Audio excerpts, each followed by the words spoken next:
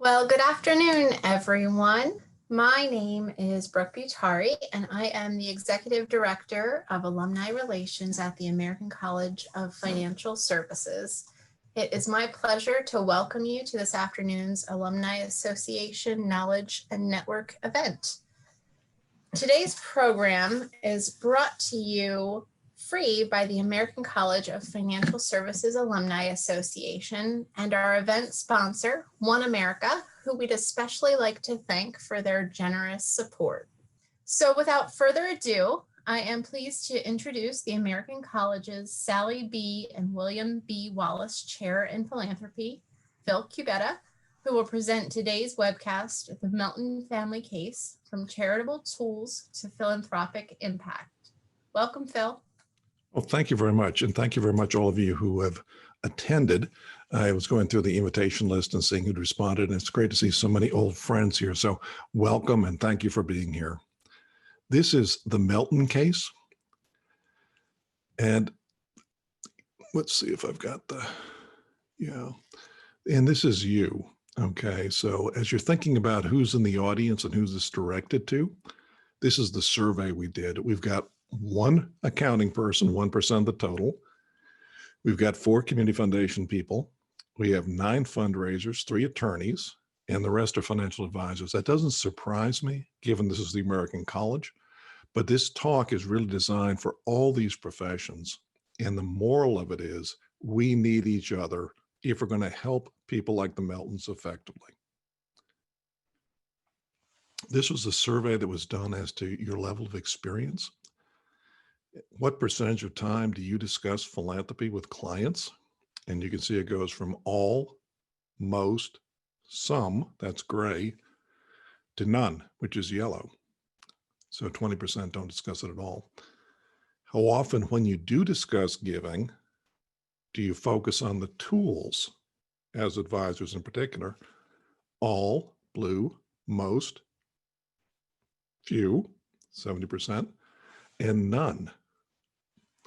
And then when you do discuss giving, how often do you focus on the impact on the family and even more important on society?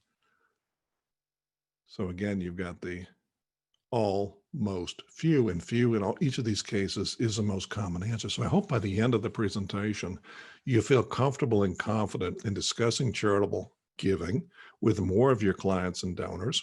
And you'll discuss not only the tools, but also the impact those tools should have on family and community, which is really the payoff. I'd like to acknowledge that this was really developed by Tony Macklin. We hired Tony Macklin to develop the case. I'm presenting it, but he developed it, and it's really more his expertise than mine. And he is going to join us. He's actually on the call. He's going to join us at the end to take questions with me. Now, Tony, I think, is a member of a very small group of people who are independent philanthropic consultants who do not talk about money, who don't try to get assets under management, who are not concerned with tax savings. What they're concerned with is the impact of, let's say, a foundation on the family and the impact that foundation can have on the community. So he's an independent consultant who does that kind of work, and he's one of very few, and we hired him to help us on this. And he'll help you out here towards the end with questions. So let's look at the case study facts, the story. This is Ron and Ruth Melton. They're now age 75. They're lifelong Central City residents and Presbyterians. They say we have far more than enough for us for as long as we live. They've had their financial planning done. They're active volunteers. They're joy-filled community givers. And this is an overhead shot of the kind of work they do. They're really in the construction business. This is the business they sold. The work of this case has already been done as far as the estate planning, the financial planning, the tax and tools. All that is in the past. Maybe it's about a year later. The business has been sold, the charitable tools have been put in place. So this is really not one of those case studies that turns on financial facts. It turns on what do we do with the tool now that we've got it. So here are their children. They've got 3, Will, Linda, and Laura. and they're all married, and there are several grandkids, and you'll learn a little bit more about each of these in a moment. Okay, and they're Gen Xers. This is Will and Lori, and he's age 53. He was a former VP in the business that's now been sold, his parents' business. It's been actually been the family about 3 generations, but it's now sold. His interests are political now. He is in business in a kind of a successor firm that was formed when the parents' firm was sold, but his real interests are politics. And that's Lori, his wife. She was a teacher, now she's a volunteer. They have 3 grown children in their 20s and 1 grandchild, and they give through their civic connections, kind of in line with his political ambitions. Linda and Greg, age 51. Linda is a journalist and communications consultant. So she's sophisticated intellectually, but a little bit, maybe a little jaded, a little cynical, the way journalists often are, a little skeptical. They have 2 children from a prior marriage, who are now 30 and 27.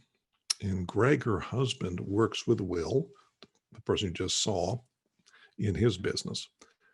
And they give, as we call, civic repairs. They give back in town where the business was. Now, Laura and Juan have moved out of town, and that's Laura, that's the daughter, and Juan, her husband. She's age 51, it's kind of an old photo, and their interests are international work and Catholic ministry work.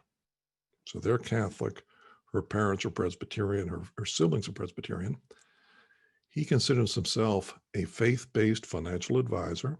He's Mexican-American, and they have 2 children in their early 20s. And they give with a focus on faith, justice, and they do it through a donor advised fund.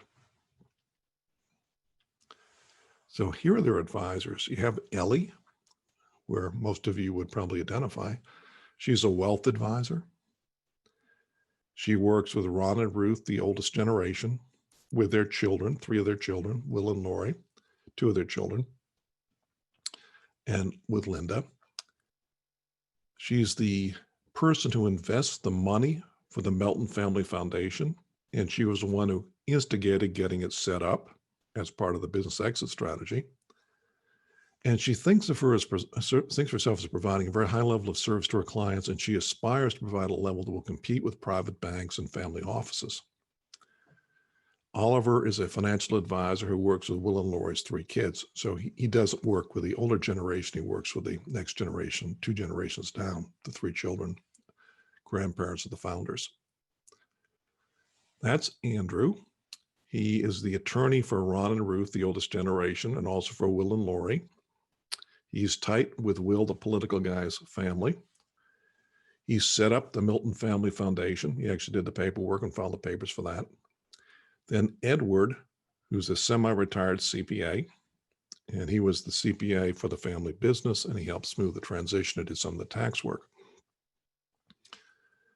So as our story opens, as the kind of curtain goes up on the case, all right, this is past tense. The business was sold. 25 million of assets are now in a Melton Family Foundation. On the board, we have Ron, Ruth, the eldest generation, Will, Linda, Laura, the bloodline. In Ellie's office, her own staff is helping to manage and invest the money. So she's providing kind of back office services out of her office. A lot of details have been left for later. They don't have an investment policy statement. They haven't really talked much about how the family is going to be involved or what kind of succession planning there will be for the business. They haven't really talked about the values, their values, and how they're embodied in the foundation. They haven't developed a family mission and how that mission is expressed in the foundation. They haven't really established family or foundation giving priorities. Now, each one of them gives money away on their own. They have their own personal checkbook, but they've never met to iron out what the giving priorities are for them as a family or for the foundation. There's a lot of decision-making left to do, a lot of problem-solving left to do. So we're about to have the first official meeting of this new foundation. And this is Ellie's agenda. And you might think what your agenda would be if you were doing this. She's going to explain the startup phase of the foundation, what the responsibilities are. She's going to ask them to approve the investment portfolio that she's recommending. There'll be some conversation, maybe with the attorney, about foundation legalities and conflicts of interest. And there's a certain amount of money that has to be given away. Now, there's a 5% rule that says you have to give away 5% minus administrative expenses, and you're allowed to ramp into that. But to keep it simple, let's say they're going to give away 5% of the 25 million, and then whatever else might be that they want to discuss. So they have the meeting, the agenda takes place. There's no conflict. Nobody leaves the room angry. Nobody's feelings are hurt. Nobody maintains a kind of dysfunctional silence. It actually goes remarkably well. But the mood in the room as it empties is a little bit somber. You know, you can kind of hear them sighing and looking at each other. We met. We gave away 5% of 25 million. We just gave away over $1 million. We didn't fight about it. And now we're done. What have we actually accomplished here? You know, it reminds me of an article I read a long time ago in the New York Times about family foundations. And one of the people interviewed said, you know, it's interesting we have this foundation, but, you know, it's more trouble than a pet. There's a little bit of that atmosphere in the room. Now, outside that room, money has been flowing out of the foundation to nonprofits around the country, but primarily locally. And after the meeting, there are 12 nonprofits who got checks from a foundation they didn't even know existed. What is this Melton Foundation that just sent us, you know, $100,000? Then comes the joy of philanthropy, because now they're a target for everybody who wants a grant. There are no published grant guidelines or anything like that. There's a minimal website. So anybody who thinks that they have a deserving cause begins to write in. The paperwork just piles up in Ellie's back office. Nobody really is delegated responsibility to review those or even has criteria to do it. So that brings us really to next time. Between now and the next meeting, whether it's annually or quarterly, whenever they have the next meeting, we can begin to ask from our various seats at the planning table within your roles, what is needed for this family to begin to do better, to enjoy it more, and for that matter, to achieve results that matter for the community, because that, after all, is why we have foundations. Another question would be, thinking of you and your professional role, who of us or who on her team, the Melton elder family, members of the Melton family, who's going to step up as the advisor who will bring order to this situation, provide leadership to this situation? So, questions. There's going to be a poll here. What is the biggest challenge Ellie, the primary advisor, faces before the next meeting? So why don't you look at the options and decide what you like best? We'll see what the group thinks. Refining investment strategies, managing costs, figuring out who her client is, family dynamics, managing those, getting agreement on grant-making tools and processes, or just plain being in over her head.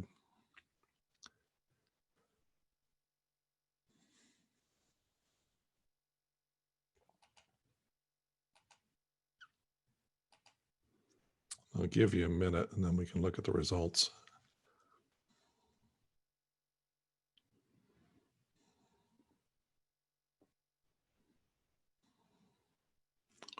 Okay, let's see what we got here. Investments, although that's her job, that's what she really knows how to do. That's like almost nothing.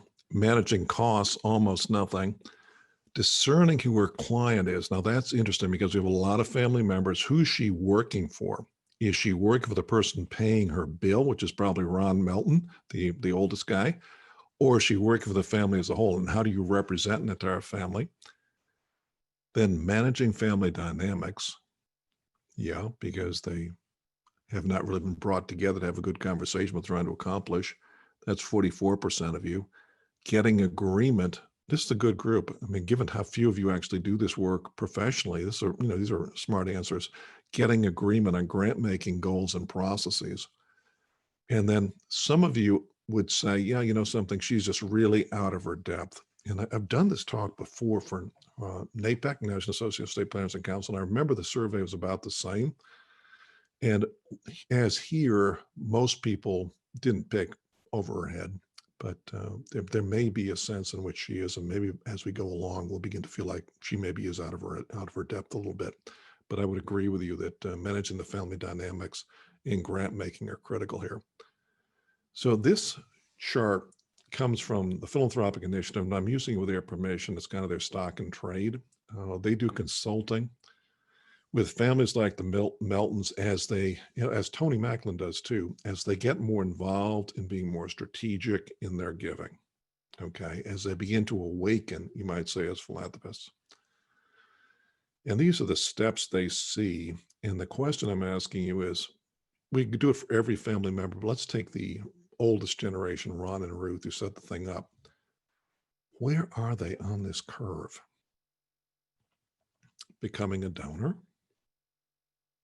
Getting organized, becoming more strategic, focusing on issues and results, leveraging their giving in some way, maybe by involving other people, and then finally, ultimately achieving high impact on the community as well as on the family. So, and also what differing philanthropic impulses and motivations do you see in the family? Where would they be on this curve? And where might there be contrasting or conflicting goals as family members learn to give together? So let's do the poll. Let's kind of keep this just to Ron and Ruth. Now, we could do it for every one of them. We probably should, but we don't have time. But if you could look at the oldest generation, the ones who set it up, if we can do the second poll. Okay. Where on TPI's philanthropic learning curve do you think Ron and Ruth are? And those are the steps. And if you could choose one, we'll see how we're doing.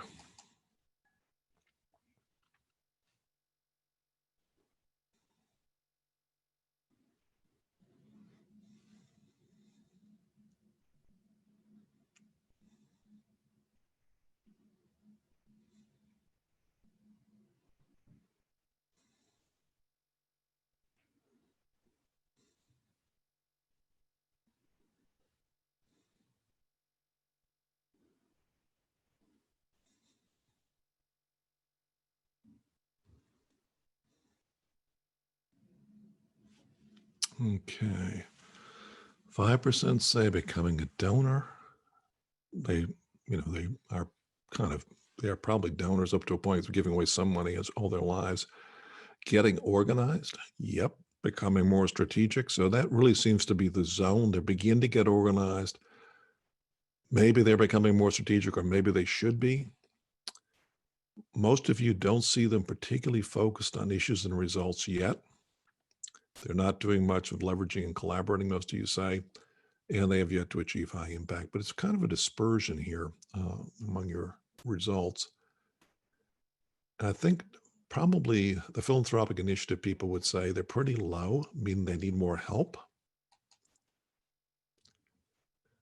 So looking ahead to the next meeting, the next annual meeting or quarterly meeting, what challenges do you see for the Melton family? What challenges do you foresee for Ellie, their primary advisor?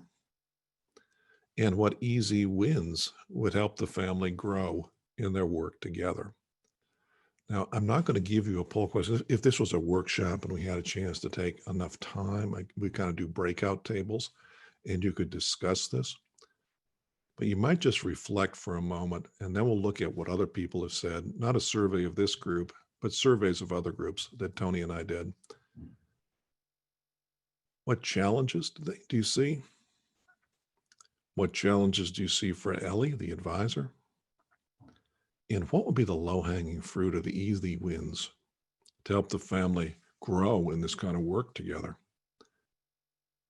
And we'll look now at what the survey said when we surveyed some of your peers out there. So these are insights from around the field. And I think this is interesting because you can compare the ideas that you were coming up with to what other people are saying, but even more important, you can kind of compare what your firm does to what these firms do. In a way, what we have here is the competitive landscape for philanthropic planning. These are your competitors as well as your colleagues and friends. So people we surveyed are mostly philanthropic experts, or they work for firms as a philanthropic expert, or they're leading advisors. And here's where they came out with Ron and Ruth. You can see kind of Ron and Ruth there, kind of becoming organized, becoming a donor, getting organized. That's where they saw them. Laura and Juan, who are the kids the daughter who's Catholic or married a Catholic, and they do social justice giving informed by faith, and they have a donor advised fund. They have a clear idea what they're trying to accomplish with their giving than do the other family members, except maybe Will.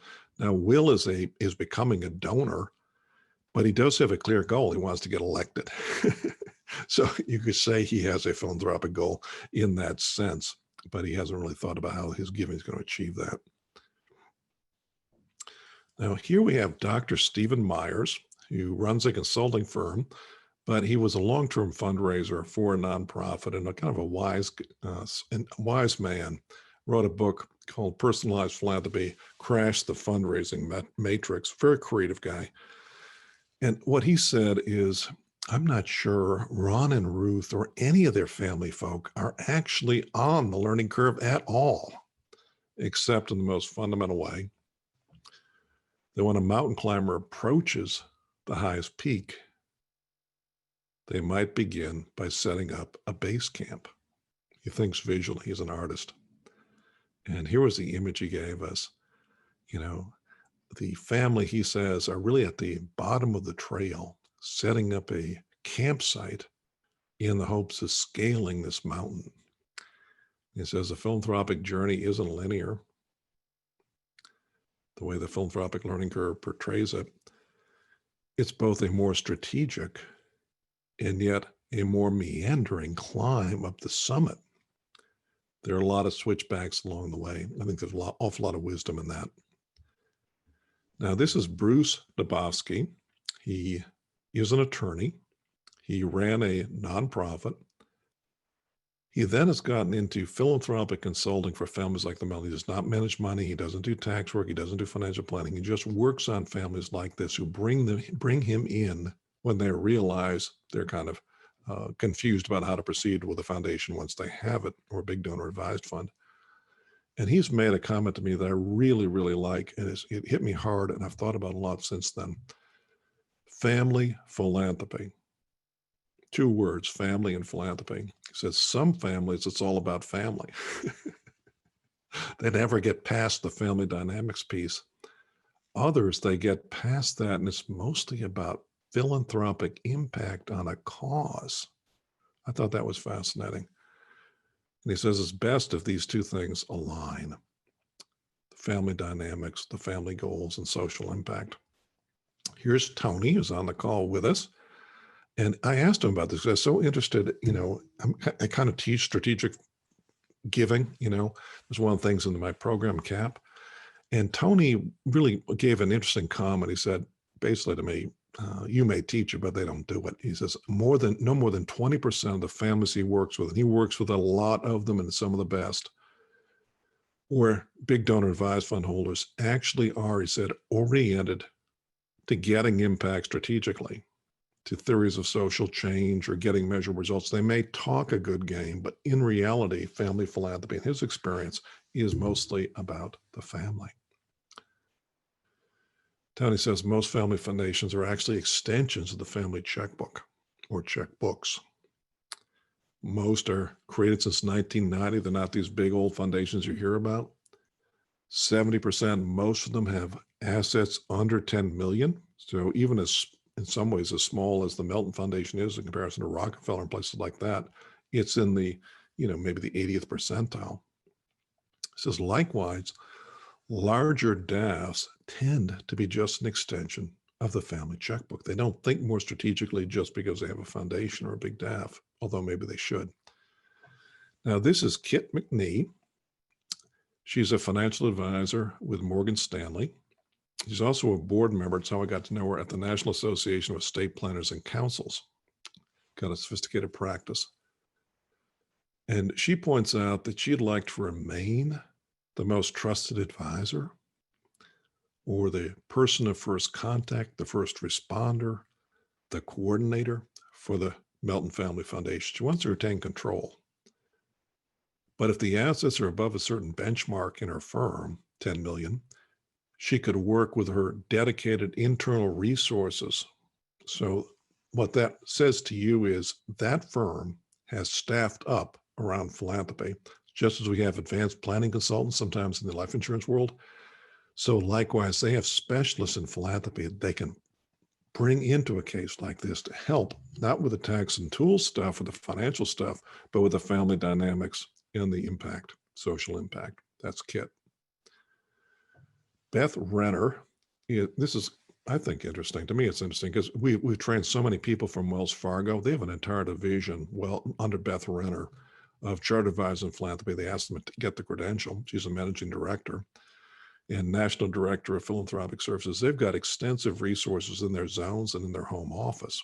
And here's what she says about what they train their people to do. She says, as the head of a national resource team to advisors at Wells Fargo, I would talk to the lead advisor, Ellie. Okay, I wouldn't disintermediate the lead advisor. I wouldn't step on their toes and make them look bad. I'd come in behind them and do discovery through the advisor. I learned the family story, much more than what are in these slides, the family story, the family facts, probe family dynamics, consider their philanthropic mission-related drivers, get to know who else is on the team, get a lay of the land. Then, having cleared it with the lead advisor, not getting in their way, do client discovery, double check for understanding, confirm a shared view of priorities among the family members, gaps and next steps. So here we have somebody like Beth and one of her team flying in, if need be, to help on a case like this. Now, this is Haley Kirk. She's a chartered advisor in philanthropy at Whittier Trust Company. Very interesting firm. It's a big multi-family office. And I heard a talk by Haley and her boss and her peer. And the leader of the team she's on, Philanthropic Services at Whittier Trust, is a former partner for a big CPA firm. And she told me something really interesting. She said, in multi-generational wealthy families, you're representing the entire family, not just mom and dad, the next generation, but 3 or 4 generations deep sometimes. And people tend to like to work with people like themselves. So she says, in a case like this, she herself might work with Ron and Ruth, the older generation. But when you get down to 2nd and 3rd generation, let's say the grandchildren who are now in their 20s, she's going to put Haley on that. She's going to team Haley up with other millennials, okay? So they can talk the same language. And it keeps the wealth inside the family office across generations. So here's Haley talking about the firm's, the family office's approach. She says, we create a common understanding of what they've gotten into, which I think is well put. You got the foundation. Now what have you got yourself into? Help them develop a family mission statement prior to even doing the foundation mission statement. Get them to go to educational programs and webinars.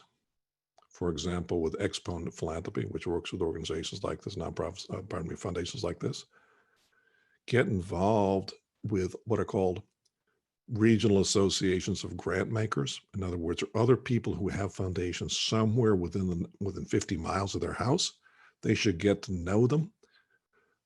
And they should also get to know those who are working in the same area, the same mission.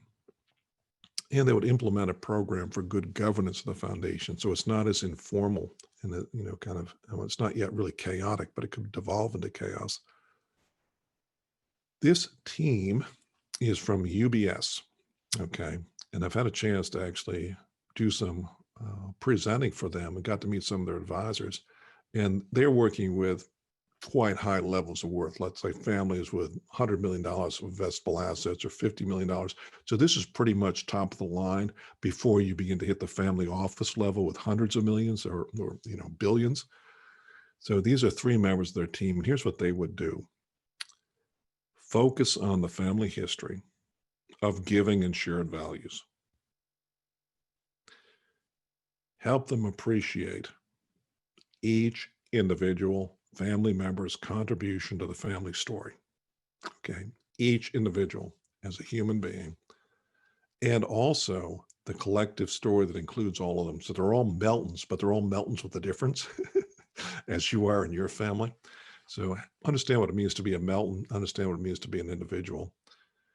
What they would do is they would document that family story. Now, some of these organizations, I think it's Wells Fargo, actually has PhD historians on staff to do it, and videographers on staff to do it. So they actually might do a coffee table book about the Meltons for a big enough case, or videos about the Meltons to preserve those family stories and gain client credibility, trust, and control. You know how that would work.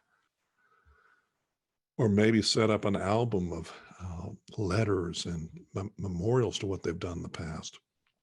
Not just to document that they have values, but to show how those values have played out over their history, to create a kind of myth of the family, if you want to put it that way, and reinforce the importance of what's going on here. Instead of just going to a conference room, giving away $1 million and leaving, reinforce the importance to the family, but also to the world, of dedicating resources in a meaningful way to the community.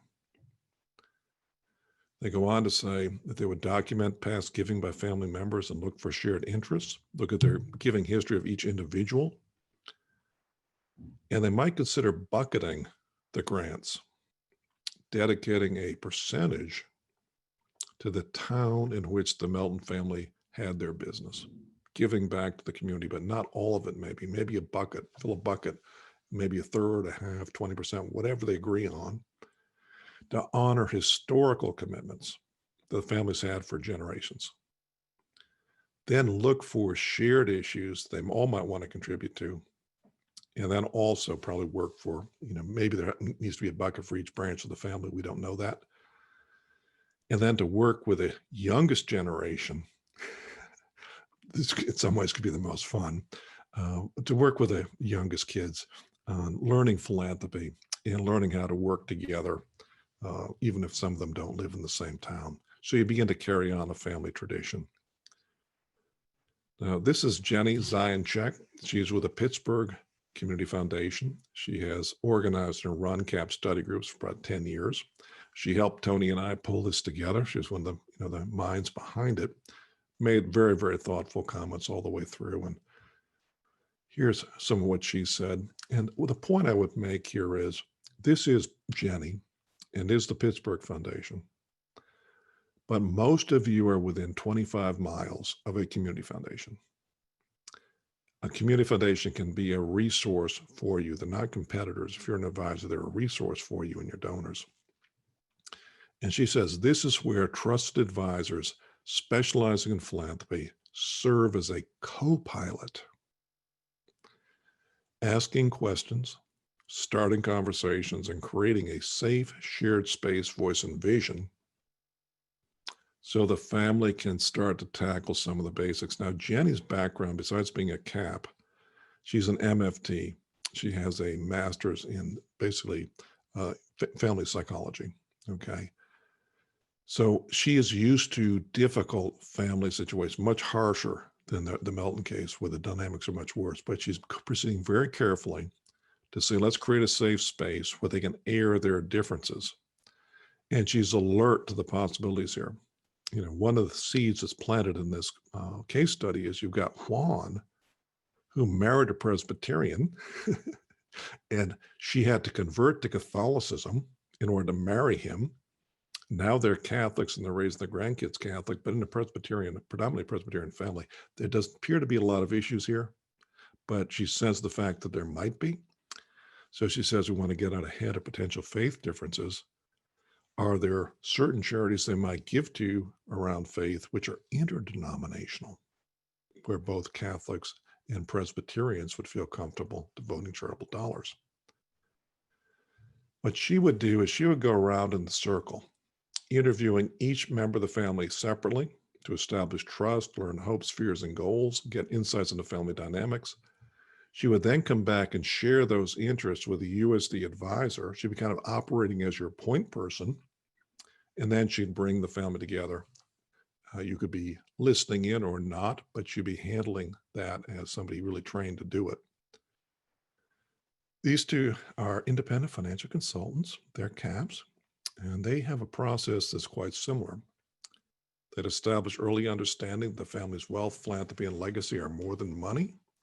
Look at what they have in the way of assets, financial assets, human capital, intellectual property, social capital, spiritual capital. What makes this family tick? They respect Ellie as lead advisor. They'll interview the eldest generation. They'll survey the others. They'll gather documentation of past giving. They'll interview the advisors, and they will bring back recommendations to whoever is their client, presumably Ron and Ruth. They see adding prayer to the meetings as an easy win, since they all seem to have a faith commitment.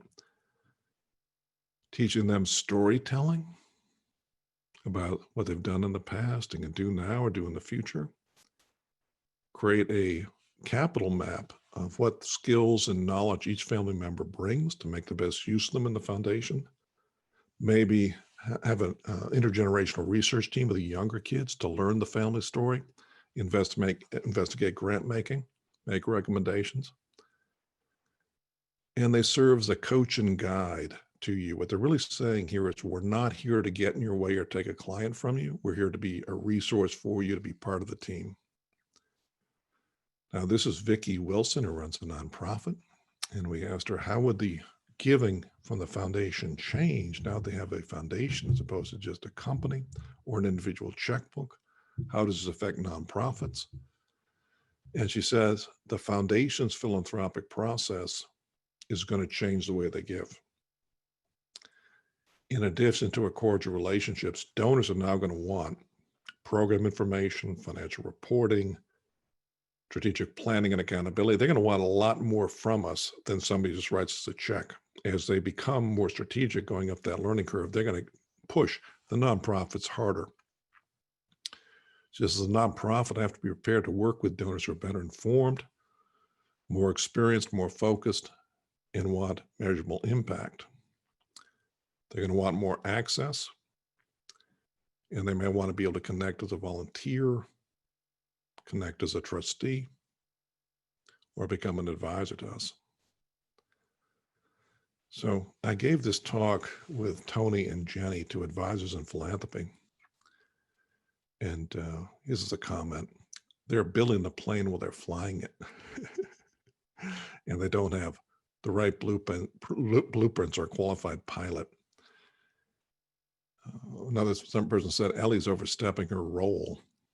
She's going beyond her own competence. She's in over her head. Another said, one meeting a year isn't going to cut it for this family. They've got way more work to do than that. And Jennie said, yeah, that's right. 5 meetings in a year just to get going. Count on that. There's a lot of work here. So how can you use what you're learning, and how does this apply to you besides getting C credit? What's the payoff here? What is the role you want? how much of a case like this, if you do get fortunate to have cases like this with 25 million going to a donor advised fund or 5 million or 10 million, where it's enough money to care about inside a donor advised fund or foundation, what will you handle and what will you hand off? Or do you want to be the person to whom others hand off a case like this? So poll number 3, if we can get that to run here. In a case like this, I'll handle it myself, hand it off to someone inside my own firm, hand off to community foundation, hand off to a consultant like Tony, or take the handoff from someone else who has client control.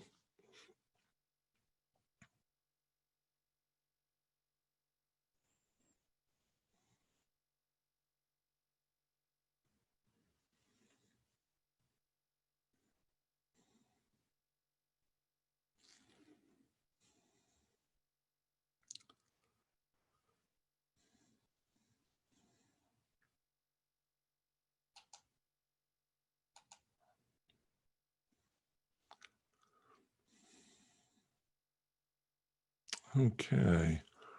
This ought to be interesting. Okay. This is very interesting because we got 80 some odd percent of you who are advisors. It's interesting, only 11%. Now, some of you are actually community foundation people who might, handle it yourself, but only 11% of the group say handle it myself. I think that shows we have a morally sane group here, a morally sane and self-aware group. Another 16% say I'll hand it off to somebody inside my company, meaning we have internal resources and I'll bring them in. 20%, now this has got to be gratifying to the community foundation.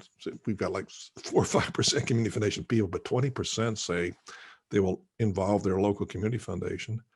And 35% say you would be willing to consider, and this has got to be interesting to Tony Macklin, who's on the call here, that you would actually consider hiring a consultant to come in and work with family, probably at their expense, the family's expense. But I think that's interesting. That was the most popular answer. That I think is very, very promising. And 18% of you are experts in doing this and would like to get the handoff. Interesting. This is the NAEPC, National Association of State Planners and Councils teaming model. NAEPC is becoming more and more sensitive to philanthropy cases. Okay, they're much more aware that philanthropy really matters. And this is their overall collaboration model involving communication, cooperation, coordination, equaling collaboration. But the gist of this really is they are increasingly looking upon philanthropy as a specialty, not just tax and tools philanthropy, but impact, generating impact and organizing a foundation for results. They're increasingly realizing that too is a specialty, and they're recommending, in effect, I think, for us to begin to be more collaborative with people who provide that as a specialty, to include them on the team.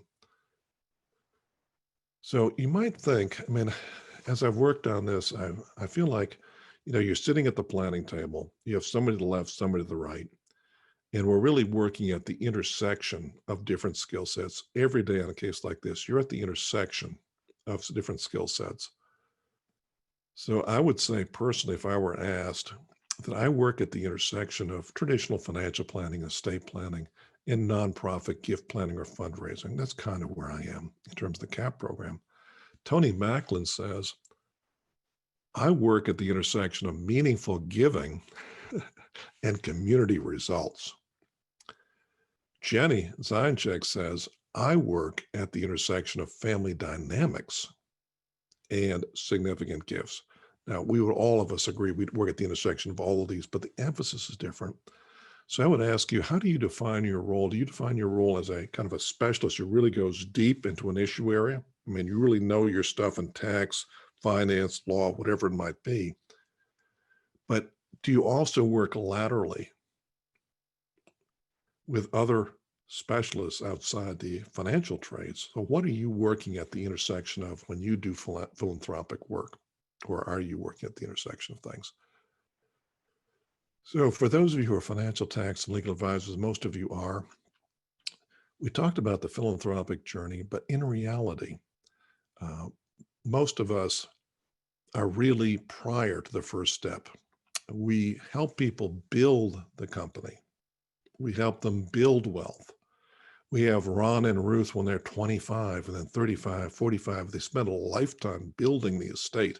That's most of our work that's not even on this roadmap here. But there comes a point where they do exit, and we help them with that. Business exit planning is clearly something advisors are trying to do. And we feel that we should be able to set up a giving vehicle. They're going to generate a lot of tax. They sell the business. Maybe they can sell inside a charitable tool. Maybe they can't. But they can begin to wipe out some of that tax by setting up a donor advised fund or a foundation. We know that drill.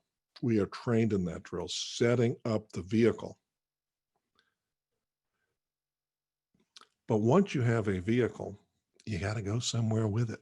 They've got a vehicle with $25 million worth of fuel, but where is that vehicle going? Do we work with them on where it's going once it's funded?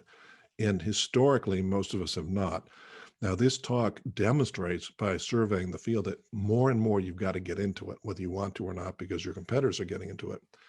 Help the family agree on a destination and go on to get there. Now, in fact, there's going to be a learning process. You're going to get lost and have to reroute yourself.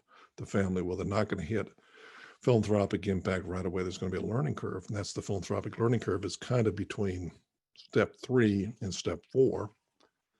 And the top of the philanthropic learning curve is nirvana. You're never going to get there. But nirvana would be social impact, family harmony, and pure joy. So to whom might you hand off? Internal to your firm, if you're going to do that, or to a consultant, like who exactly? And for nonprofit gift planners, does your donor base include donors like the senior Meltons? You have a big foundation now or donor advised fund. How will your relationship change now that they're giving through a tool? And can you evolve with them, or will you be left out as they become more strategic? Are you prepared as they move up the philanthropic learning curve, as they demand proof of impact, as you're working with a grant committee rather than individual donor? And how would you start a conversation with them? Maybe do you have a charitable tool in place, Ron and Ruth? How are other family members involved? Who else is involved among the advisors? Do you have goals in mind for your charitable tool? Have the grants you've made given you joy? In this case, not. Have any made you proud? In this case, not. Have any achieved impact in line with your goals? In this case, not, because they haven't stated their goals.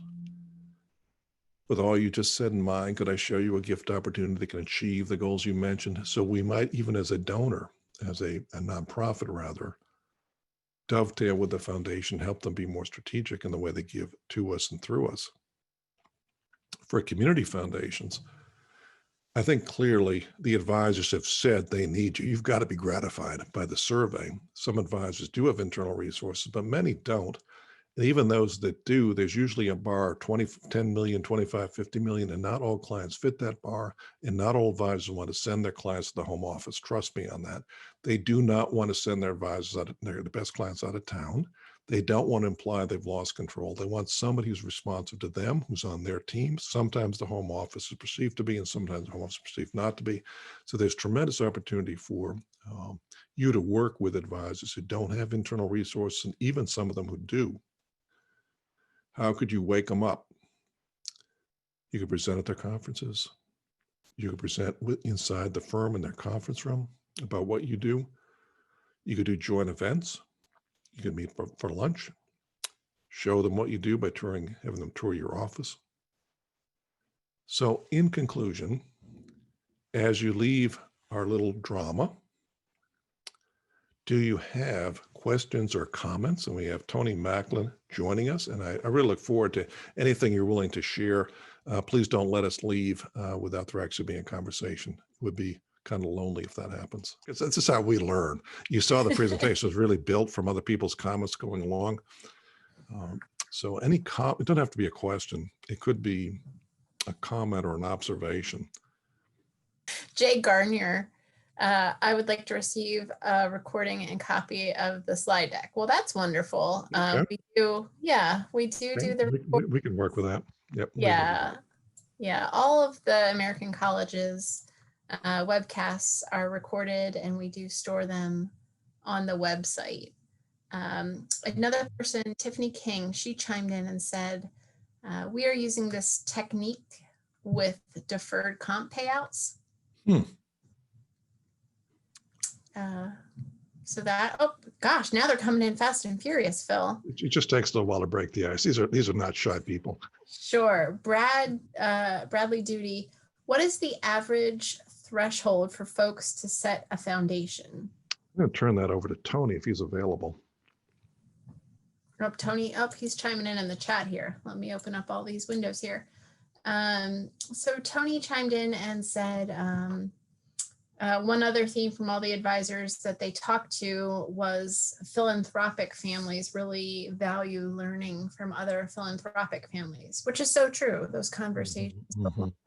Yeah, that's really an important point, because we think of ourselves as fount of all wisdom as advisors. It's a trap, but we like to learn from each other. All advisors would much prefer to learn from each other, right? You know that. So likewise, philanthropic families are going to take a cue more from each other. The prior question had to do with size. It really is about at what point do you begin to cross the threshold between an advisor from a donor advised fund to a foundation. And part of it has to do with the cost of setup. Part of it has to do with the desire for permanence. I think the answers you hear generally are somewhere around, $4 or $5 million before you consider a foundation, because there are expenses of doing it. And you usually get most of the way there with the donor advised fund.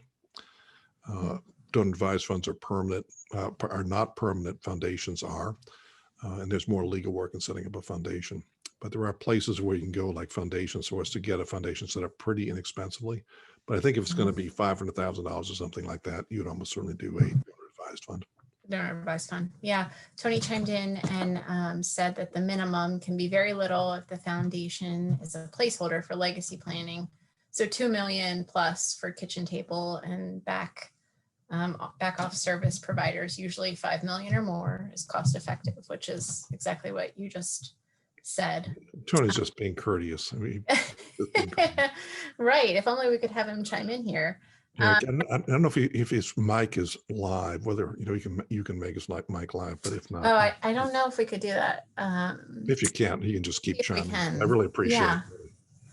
But Mitchell Krause said, if you want to build your practice about working with clients who care most about giving back, where would you start? Well, that's a good question. I think that's a very good question. And it's almost like a separate talk. I think I know Mitch, okay, and I know his family. And I think what I'd say is, Mitch, if you've got business owners in transition, boomer business owners in transition, that's where I would start because you've got them in your clientele. Okay. You already know these people, and so is your father, and they're aging into this demographic. They can't hold on and they can't let go. And philanthropy became a way for get them to let go of the business, sell it. So there's a transaction. You can make money out of that because that ends up in the foundation. You manage the money after the business is sold. So bricks and mortar become investable assets. So I would start with boomers in transition would be where I would personally start. Okay. We had two similar questions here, which really tie into you, Phil, possibly just talking about the CAP program and helping people consider furthering their knowledge. Sheila Jones and Jeffrey Close. So Sheila asked, as an insurance agent, is it a good idea to get a certificate in philanthropy? No, you know the answer. Yeah, that's what we call a buying signal. So yes, I mean, many of our people are insurance people. You saw the kind of breakdown on this call, but many of them are insurance people who also manage investments, as I'm sure you do. And the thing about the insurance business is a little like being a CPA. You have got strong relationships with your better clients. This is about relationship, and it's about the amount of time you're willing to spend with your best clients. So I think that really is the edge you have. You're used to spending a lot of time with your best clients, and this does take time. Mm-hmm. And it is worth learning more about it for sure. Absolutely. And Jeffrey chimed in. He's a 45-year financial service industry professional facing retirement, and he's wondering about the next steps to become a philanthropic consultant. Well, please, please get in touch with us. That's what I do. This is not an advertisement. It's a free sample. In other words, we wish you well, whether you ever do business with us or not. But we do have a program specifically on that topic. About half the people are nonprofit people. The other half are financial people, with a big chunk being community foundations. And I just want to kind of shout out the community foundations. So obviously got a lot out of this because they could see how hungry you are for what they offer. And one person said, unfortunately, a lot of advisors see as a community foundation as competition. That's not true. The community foundation will, let me be point blank blunt, okay? If you're a successful advisor, what is your time worth per hour? How many hours do you want to spend in the Melton's conference room talking about family values and doing a mission statement and do you have time? Do you get paid for that? Are you crazy? Wouldn't it make more sense for you to offload that at no cost to you to a community foundation? And then when a deal is done to the community foundation, manage the assets. I mean, I submit to you, it's a much smarter idea. They're better at it. You shield yourself from the liability, you still manage the money. They will let you manage the money given certain thresholds. So they're not competitions at all. And another community foundation person said, these are advisors are our best referral source. So when it works, it's magic. Well, I think, Phil, I think we just were able to promote Tony to a panelist. So Tony, okay, if you're still interested, or if you're still here, you'll be able to unmute your mic. But just another question here of the many to tee up from somebody who works with a community foundation. Sometimes the primary advisor sees us as competition. So how do we at the foundation assist with changing this perspective? So community foundations, one of the biggest mistakes they make is plastering their website and their conversations with, you can convert your private foundation to a donor advised fund, and making that part of the lead of the conversation. And there are a surprising and growing number of family foundations and private foundations that use donor advised funds alongside their foundation. And that's a learning tool for them, and also a way for them to get involved with the community and test out if they can trust the community foundation and its services. And so one thing to do is really check what are you truly selling to that donor? Is it, we want you to have your money here in the long term, or is it like, we really want to be a partner with you, an authentic partner now, and help you, and especially like for the family like the Meltons, the third generation, understand philanthropy and social impact and all the rest of it. And so why you see some of the great community foundations around the nation leading with really strong portfolios of philanthropic services, donor education programs, mission planning programs, next gen programs. And it's usually the same way that they're also bringing in new professional advisors, is helping those professional advisors learn some of those same skills about, I just learned 3 new questions about how to ask a kid about making a difference in the world, or ask a 20-year-old what they're doing in college to make a difference. Yeah, I don't want to, I've got one really good buying signal for something important. One of the community foundations said, if the advisors would like to learn more, we would consider hosting a CAP study group. This has been our most effective program, and I think Tony knows this. I mean, obviously we learn if you have Tony in the room and community foundation people in the room, if you're an advisor, you can learn so much more through the conversations about the issues in the CAP program that you would learn on your own. So if you've been inspired by this, to contact your local community foundation, please suggest the possibility of studying together, to learn together, to do together. I do want to be mindful of time, and I'm so glad, Tony could join us, and Phil, and we have a number of questions. I think Tony has another call, but I'd be happy to stick around for, a couple more minutes, however many minutes, to make sure that we're not leaving you hanging. Absolutely. But feel free to leave. You're not hurting anybody's feelings if you drop off. Phil, you're too kind. You're too. No, and thank you for being here. Yes, thanks. It was a great group. Yeah, some of these other questions here, we're back to that specific case. The work with this family will change over time, as will the prioritized work and the advisors along the way. It is important for the key trusted advisor to continue to ask, what is next? Mm-hmm. In other words, it's a lifetime process. That philanthropic learning curve could go on. That foundation will be around for 100 years.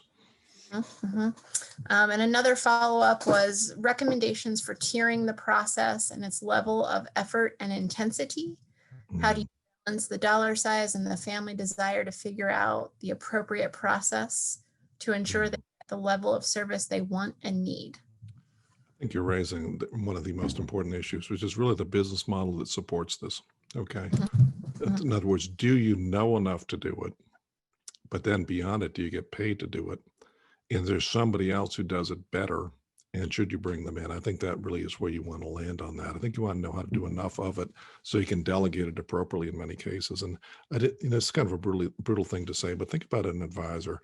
When you're in front of a client, what do you make per hour? You take your income divided by the hours in front of a client. What do you make per hour? And what do community foundation staff earn per hour? Okay. So you could downshift where you're making $25 an hour, $35 an hour, $50 an hour doing this work, but do you want to? Wouldn't it be better to bring somebody in? So I think that's the kind of thing you have to get to. And if you don't know enough to delegate appropriately, you shouldn't do that either. So that you have this global understanding, but then you delegate to specialists depending on how complex the situation is.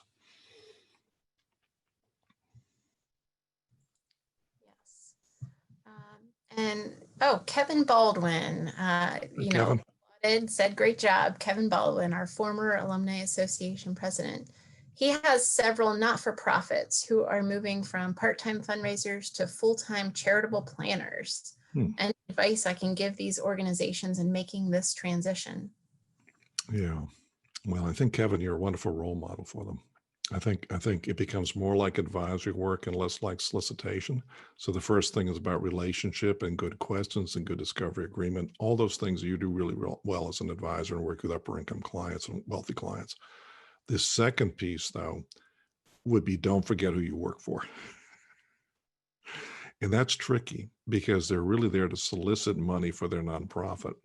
So they have to balance between taking a lot of time to work with families like this and being very consultative. On the other hand, they have to remember who they work for, and they've got to come back with a check, or the institution they're working for may go broke. So it's that balancing act. And, all of us in sales have done that, and you've worked your way through that whole world. But I think you'd be a wonderful role model for them. And to remind them at the end, you can't go whole hog for advisory work because you're really not one. You're actually a solicitor, a gift solicitor. And so with that, we'll wrap it up here, Phil. Well, thank you very much. You can probably follow up with how to sign up for CAP if they want to learn more about it. Oh, yes, absolutely. When we send out a thank you, I imagine you're going to get a slew of folks. Yeah. I hope that some of them will be able to form study groups. Yeah, I thought the interchange here was really, really fun. And if you can imagine doing this regularly, have a lecture like this and get together and discuss it with your peers, that's really how you learn. Yeah, this is our online CAP study group, huh? Well, we have online CAP study groups, and also through community foundations. Many cities are putting these together locally. So you network with your local peers, and that's where the business is done. You become a kind of a business roundtable. Yeah. Mm-hmm. So one parting word of advice from you, Phil. I've often told you I love and admire your bookshelves behind you, but Larry Jones was wondering if you could recommend one single book to read on this subject. What would it be? I would say, if I'm going to recommend one book off the top of my head, it might be Mark Weber's book called The Legacy Spectrum, if you're coming at this from an advisor perspective, because it shows you where philanthropy fits in the estate planning, legacy planning, financial planning process. I think if I were trying to get good at asking the right questions, I would probably get Charlie Collier's book called Wealth and Families. It's a little short book full of questions. So those would be my two. Another one might be Scott and Todd Fithian's The Right Side of the Table. But if you're only going to read one book, short book, I would make it Mark Weber's Legacy Spectrum. Good book. I read that when I was a frontline fundraiser. Well, with that, Phil, I think we've answered tons of questions. Please do reach out either to Phil directly via email, myself at the alumni email, and we're happy to connect and follow up with questions about CAP study groups, questions, programs, all that. So thank you again, everyone. Thank you. No, thank you all. I mean, here we are, 10 minutes over time. So we got 6 people on the line. It's very gratifying to me. And it makes us, this is a gratitude network we're running here. So I really am grateful. Thank you.